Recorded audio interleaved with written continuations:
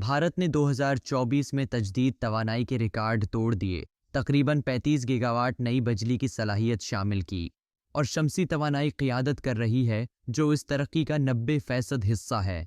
भारत सूरज की रफ्तार के साथ सीधा एक साफ तवानाई के मुस्तकबल की तरफ जा रहा है। लेकिन कहानी यहाँ ख़त्म नहीं होती।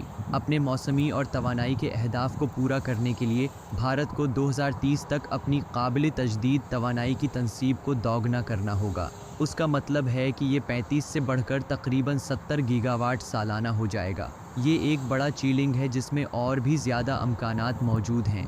मज़ीद शमसी तवानाई, ज़्यादा हुआ, घरों, शहरों और सनातों के लिए ज़्यादा तवानाई तक रसाई, रोज़गार, सरमायाकारी और जद्दत के साथ हमायत याफ्ता।